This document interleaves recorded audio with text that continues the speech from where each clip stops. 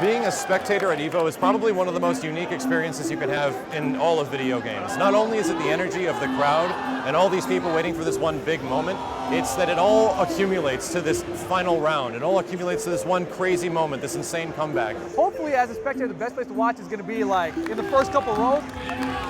You want to be right up in front. You see people doing the most exaggerated things. Faces, they get these stupid looks on their faces, these dumbfounded looks.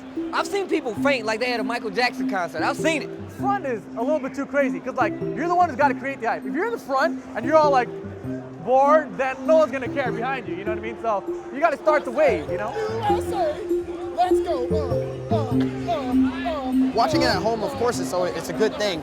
But if you can make it down here, you got to make it down here and just be a part of the crowd, be in the atmosphere so you can really get an understanding of what hype is.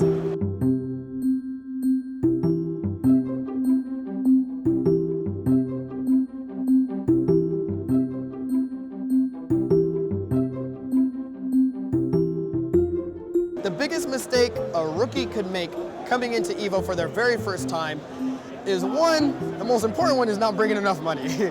You know, make sure you save up enough for, you know, emergencies, for in case stuff happens, you know. I can tell you from personal opinion, if you don't work your ass off and practice a whole bunch, you're gonna get blown up pretty quick, and there's a good chance of going 1 and 2 or 2 and out. Biggest mistake a rookie can make at EVO is not resting up and not eating correctly. Those are the biggest things.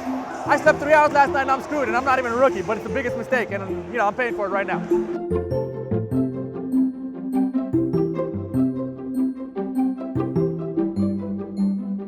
It just means a lot to know that this started in an arcade, you know, with like 64 people. You know, you have player caps way back in the day. And I remember when it grew to UCLA and we had like probably 300 to 400 people there, and that number alone was ridiculous. There was no stream, so nobody else was watching unless you were there. And maybe you downloaded the MPEG file, you know, on your 56K modem, which took an hour long to watch some of the matches later. But now, look at what it's become. You get a sense of that growth with these EVO events. I make it a huge point of myself to be here every single year at EVO, and I've been that for like the past 6-7 years. Because you feel like you were a part of something. You were there, you witnessed it.